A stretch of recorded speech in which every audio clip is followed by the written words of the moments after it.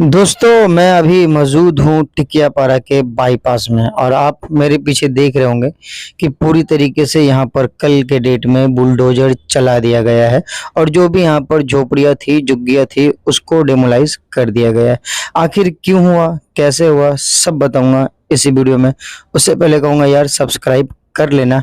तो चलो करते हैं लोगों से बात। ये हाल है टिकियापाड़ा बाईपास के झुग्गियों का। यहाँ पर करीबन 100 से 150 परिवार रहते थे, लेकिन एक दिन पहले इन्हें नोटिस दिया जाता है, उसके अगले ही दिन सुबह में बुलडोजर आता है और सभी के झोपड़ों को लाइन से बुलडोजर से डेमोलाइज कर दिया जाता है।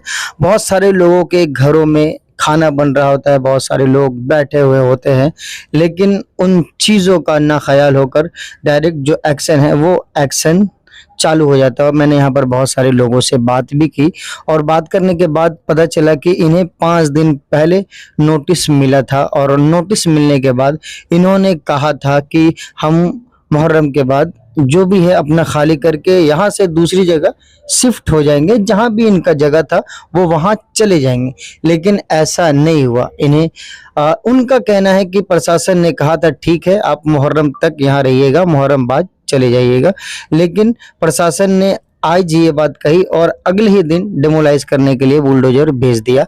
और जब बुलडोजर भेज दिया तो सारे के सारे झुग्गियों को बुलडोजर से सुबह के टाइम में डेमोलाइज कर दिया। जो भी लोग थे वो लोग बेघर हो गए, बहुत सारे लोग दूसरे लाइन के फूड पर पड़े हुए। और एक और बात कि यहाँ पर जब बुलडोजर से डेमोलाइज किया गया तो इन लोगों ने बहुत गुहार लगाई कि हमें 2 दिन या 4 दिन का समय दे दिया जाए, जिससे हम अपना यहाँ से सामान उठाकर दूसरी जगह शिफ्ट कर लेंगे।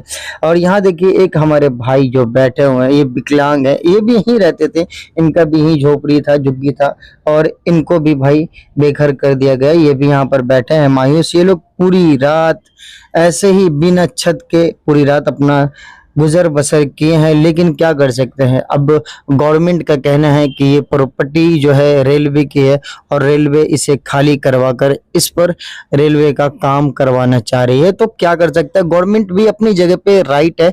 अगर ये इलीगल था, इन लोगों ने जबरदस्ती अवैध कब्जा कर रखा था और ये रेलवे की जरूरत की जमीन है तो रेलवे ने खाली करवाया। लेकिन कुछ लोगों का ये भी कहना है कि रेलवे की जमीन ये नहीं है और कुछ लोग ये भी कह रहे हैं कि ये जमीन तो है सरकारी, लेकिन हम यहाँ पर 50 साल 40 साल 30 साल ऐसे से रह रहे हैं। और सबसे बड़ी बात यह है कि वो ये भी कह रहे हैं कि हमारा डॉक्यूमेंट भी बना हुआ है, वोटर आईडी कार्ड है, आधार कार्ड है, पैन कार्ड है, राशन कार्ड है, सब कुछ जब हमारा यहीं का बना हुआ है तो फिर हम कैसे अवैध कब्जा कर यहाँ पर है।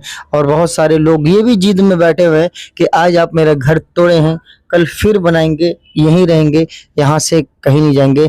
मैं एक बात आप सभी को बताते हुए चलूँ कि ये जमीन जो है सरकार की है, रेलवे की जमीन है, तो आज नहीं तो कल ये जमीन आपको खाली करनी पड़ती और करनी पड़ेगी, क्योंकि हर एक सरकार अपने हिसाब से काम करती है। टीएमसी की सरकार थी वो अपने हिसाब से काम कर रही थी, बीजेपी की सरकार है ये अपने हिसाब से काम करे। लेकिन देखना आपको यह है कि अगर आपने अभी तक वो जगह पर कब्जा करके रख रखा है तो बेहतर यही है कि आप अपना कहीं और जगह ढूंढे, जहां आपका घर है, जहां आप रहते हैं, आप वहां चले जाएं, आप वहां आराम से रहें, कोई दिक्कत नहीं है, कोई परेशानी नहीं है।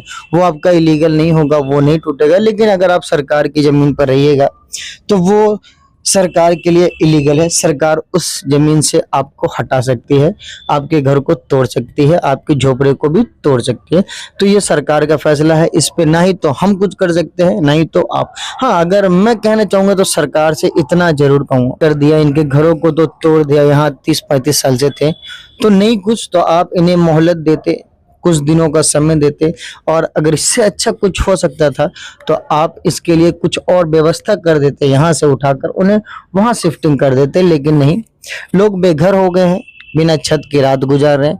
रात को बारिश हुई, पूरी रात में बारिश में भीग कर वो लोग वहीं पर सोए, कहाँ जाएंगे। अब उनका कहना है कि हमारे पास इनके अलावा और कुछ भी नहीं है, कहाँ जाएंगे। अगर यहाँ से हमें हटाएंगे तो हम दूसरी तरफ जाके बसेंगे, फिर वहां से हटाएंगे फिर यहाँ आके बसेंगे, लेकिन हम यहाँ से कहीं नहीं जाने वाले।